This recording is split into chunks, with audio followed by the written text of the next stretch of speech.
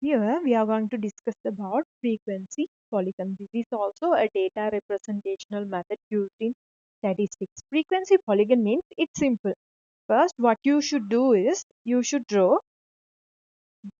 with your data. You have to plot the. For an example, I will take like this. You should plot a histogram. Okay, this is the data is given in my histogram. Thereafter, by using this, I have to create histogram bars. Okay. Thereafter, by using the exact midpoint of each histogram bar, so exact midpoint of this bar would be here. So here, here, here, here, here, here. So you should connect them by using straight lines. Connect the midpoint of each respective histogram blocks in by using straight lines. Okay, this would be our frequency polygon. Polygon means it should have a numerous number of, okay, at least three. The simplest polygon is triangle. Okay, it has three sides. Next, quadrilateral. Thereafter, you will have pentagon, hexagon. Likewise, this is also a polygon. It should all the sides of this polygon should consist of straight line. But look at this. Sometimes you may encounter these kind of shapes in your books, in the data interpretational softwares, in book, the annual report of banks. It is facing a spike or dip. Likewise, so frequency polygon also same concept. Okay, we have constructed, but where is the finishing and ending? Okay, there is no end. There is no an beg- no any beginning and ending denoted here. No, we have to plot that one as well. For that one, you should keep the same distance to make a dot connect here. Okay. In an example, I will explain how to determine the initial and the final point of a frequency polygon. The concept is simple. For the given data, produce a histogram. Thereafter, using our histogram, we can easily produce our frequency polygon. Okay, this is also a measure to show the given frequency density. This is our data table. By using this, let's plot our histogram. It is simple to draw the histogram.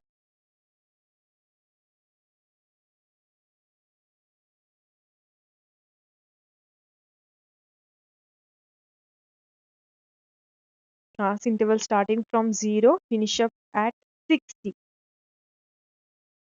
After marking the relevant data in your horizontal axis, label the axis as marks or class interval. In the vertical one, we are going to denote frequency. Minimum is 1, maximum is 8. So let's use like this. 1, 2, 3. Okay. Then to draw the blocks. 0 to 10, the frequency is 4. And 10 to 20, frequency is 5. Without overlapping, properly draw your histogram.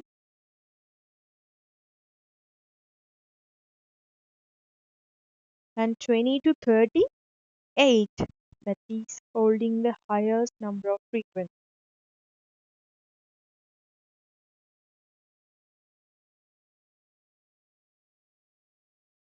And 30 to 40, it is 3. 40 to 50, 1. 50 to 60, it's just 2.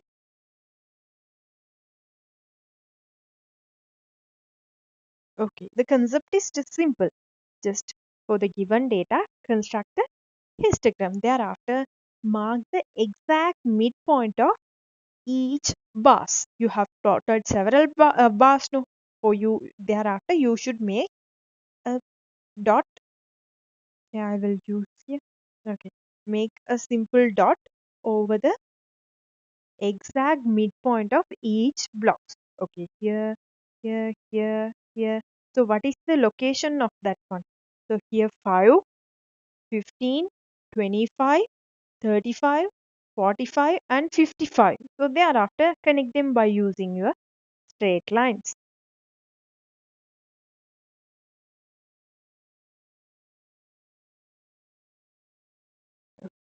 So then I told you should determine what would be the initial point and the final point of this respective frequency polygon.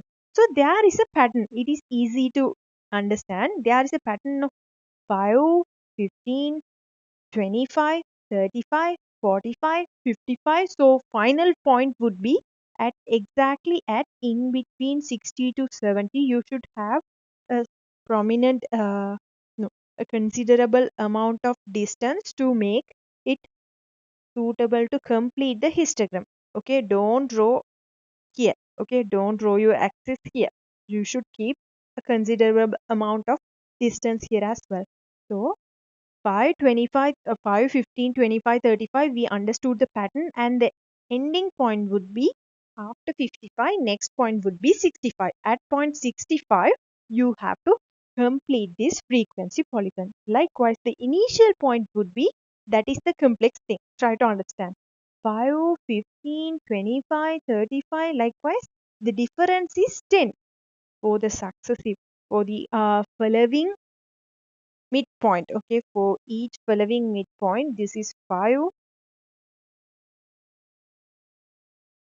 here 15, 25, 35, 45, 55, and ending point would be 65. Likewise, the initial point would be 5 minus 10, it is negative 5.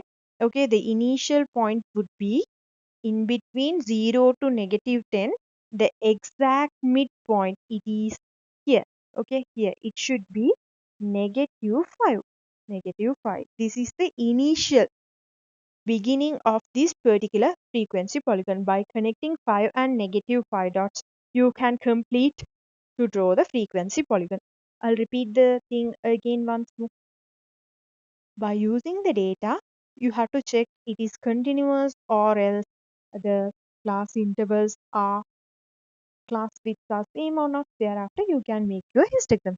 Then connect the midpoints to create the frequency polygon rough data. Then the ending point would be, with same distance, you can analyze and mark the ending point: 5, 15, 25, 35, 45, 55.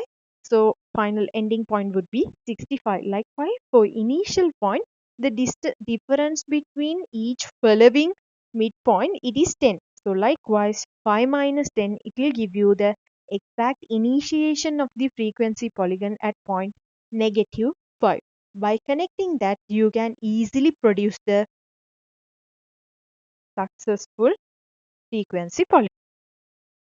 So this is our class interval and frequency table. I told you before starting to draw the frequency polygon, you should keep a considerable amount of distance in the beginning and in the ending. So what is the class interval in each?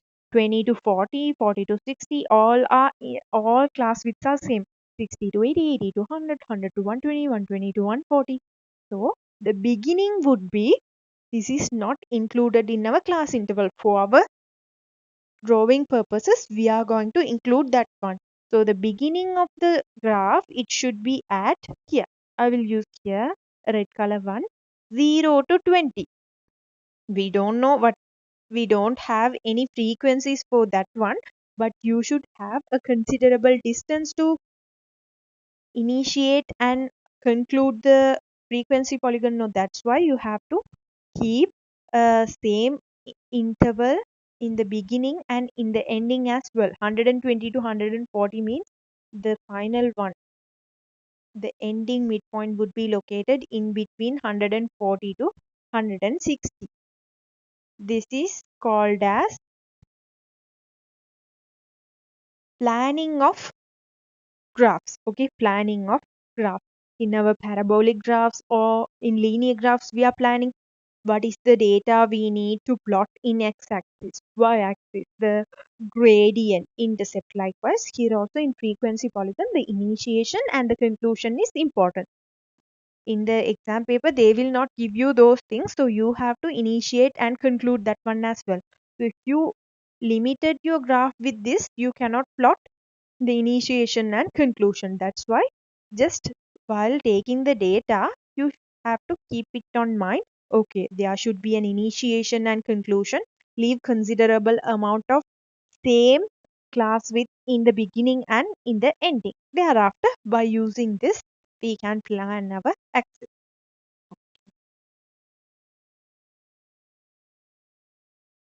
So starting from 0 to 20, then 20 to 40. Why we did the initiation and conclusion? To avoid last minute suffocations. Okay, last minute, uh, understand, in the last minute, if you understood, okay, we need here and here some amount of space, you cannot plot that because you have already completed to draw your axis. No, we cannot change. That's why in the initial period we have to keep a proper planning before starting to draw the axis. 0 to 20 and 140 to 160, that is fundamental.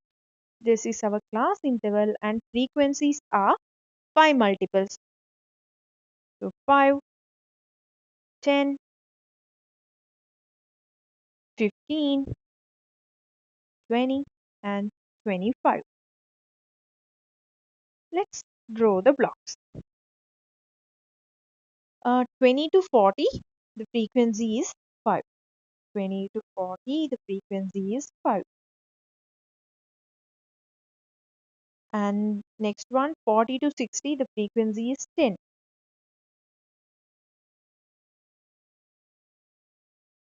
The bar should be in uniform width. On my screen, it looks little deviated, so you should keep the proper one. 60 to 80, it is 25.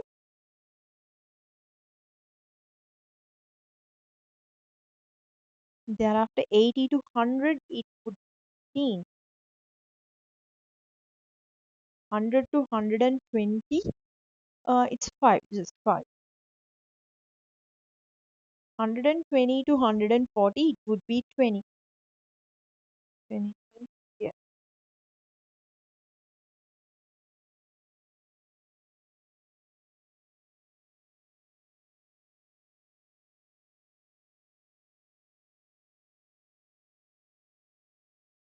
No. Okay, we have completed to make our bar. Thereafter, mark their respective midpoints. 20 to 40, the midpoint at 30. 50. 40 to 60 means midpoint should be located at 50. 60 to 80 means the midpoint should be at 70. Then 90, 110, 130. Likewise, next one would be 140. So the initial point would be 30, 50, 70. Likewise, it should be located at the exact midpoint of the previous interval 0 to 20. That means the initiation would be at point 10. At point 10. Now let's connect these points to create our frequency polygon. 10, 30 and 50, thereafter 70, 90 and 110, 130, finally 150. Okay, that's all. Why we are keeping this distance, that is important. Okay, you should have to keep it on mind before starting to draw the frequency polygon. For histogram, that is not important. We do not want that particular distance in the beginning and at the ending, but in while drawing the frequency polygon, that is crucial. So in this question, look at the class intervals. First thing, before starting to plot anything to interpret the data, first look at whether the class intervals are continuous or not. Starting from 65, end up at 75. Next is starting 85, sorry, 75, end up 85. 85, 105, 105, 115. Okay, we understood that the class intervals are continuous. Thereafter, next, class width. The first class width 75 minus 65. What is the difference between upper limit and lower limit in the class interval? It is 10. Next case 85 to 75 to 85. It is 10. 85 to 105 class interval is 20. Okay, class interval is 20. Thereafter 105 to 115, 10. 115 to 145, class interval is 30. 145 to 165, the class interval is 20. Oh, so this is not a uniform table. That means there are some combined class intervals as well. You have to separate them individually. So this class interval, this particular class interval 85 to 105, it would be splitted as 85 to 95, 95 to 100, 85 to 95, 95 to 105, because it consists of 20 class width. So there would be two individual class intervals were there. So the total frequency belongs to 85 to 105. It is 4. So that means that should be evenly distributed between these two newly created class intervals. So 4 divided by 2, 2 for each. Okay, 2 for each. 85 to 95, 95 to 105. Next one is okay, and 115 to 145, it should be three intervals. 115, I will take 115 to 125, 125 to 135, 135 to 145. These are the three individual class intervals belong to this combined interval. Since the total frequency is allocated for this three combination of three class interval consist of 9 frequency. Since we have splitted that one into three individual class interval, 9 should be divided by 3 and allocated for each. 9 divided by 3 is 3. So 3 class, so each class interval will have 3 frequencies for them. And finally, the last one would be 145 to 165. Here also combination of two intervals, two individual intervals. 145 to 155, and then 155 to 165. The total frequency belongs to these two intervals is 8. So each will consist of 4 and 4. So this is the way you have to create and produce new class interval table. First, second, the class widths are same, 10. Here only our complexity starts from. So 20 means there would be two individual class intervals, no, 85 to 95, 95 to 105. That's why the total frequency is split into two equal portions and evenly distributed. Then 105 to 115, class width is 10. So we can keep it. 115 to 145, there would be three intervals: 115, 125, 125, 135, 135, 145. So the total given frequency was split into three equal portions and evenly distributed 3, 3, 3. Finally, 145 to 165, it consists of two individual intervals: 145 to 155, 155 to 165. So the total frequency is 8, that is split as 4 and 4 for each respective intervals. Thereafter, by using this data, we can plot our histogram. Okay, let's start to solve our histogram. So one more thing you have to keep it on mind. We did the histogram things only, but our ultimate task is to produce a frequency polygon. So I told you, in frequency polygon, the initiation, in the beginning and in the ending, we need some additional space. That's why keep same class interval in the beginning and in the ending. So 65 to 75 means the initiation would be starting from 55 to 55 to 65. That would be the class interval we need to keep. 55 to 65 to begin the frequency polygon. But the ending point would be 165 to 175. Okay. Then we can start to plot our histogram.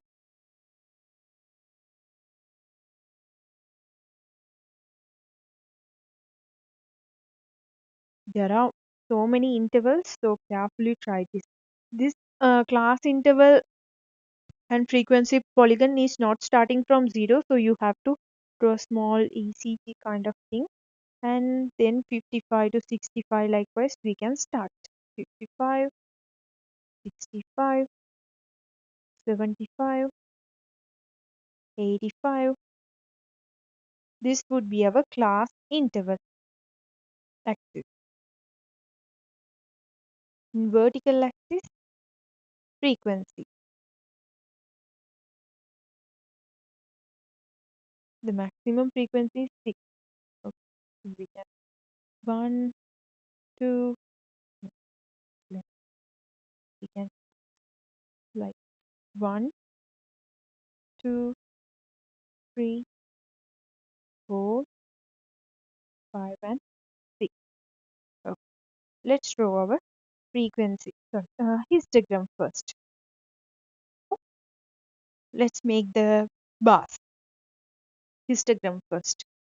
So for that one, 55 to 65, just leave it, and 65 to 75, the graph height would be 3. Frequency is 3. 65 to 75, the height is 3.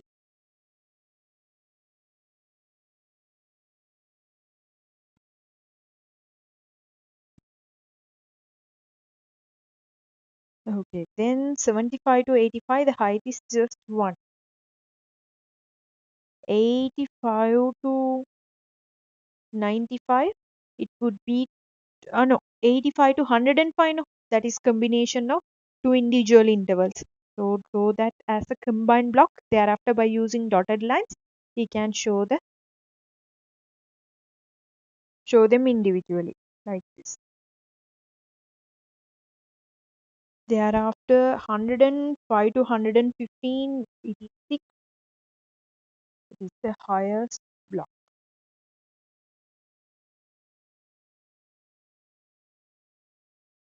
Okay, then 115 to 145, combination of 3 blocks. 3, 3, 3.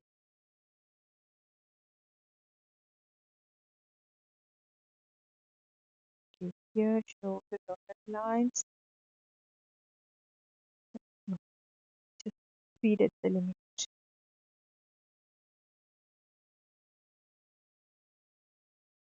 To here.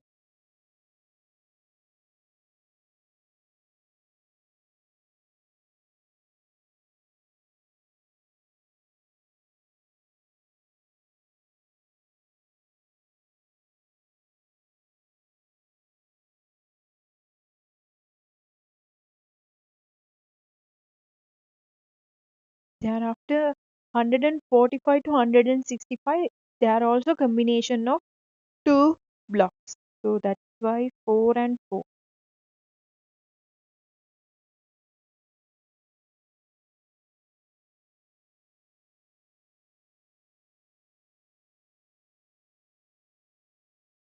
Don't use the straight line here. Okay, that's all for our construction of histogram. Thereafter, mark each block's midpoints.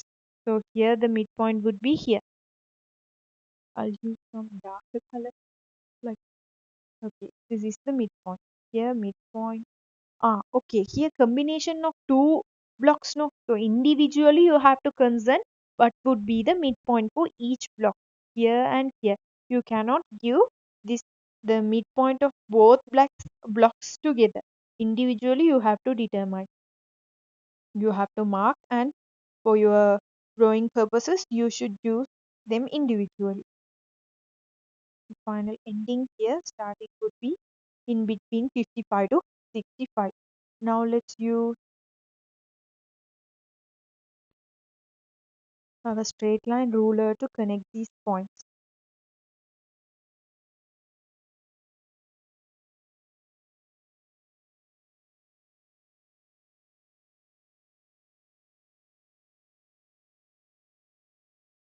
These are some interesting drawing parts, okay?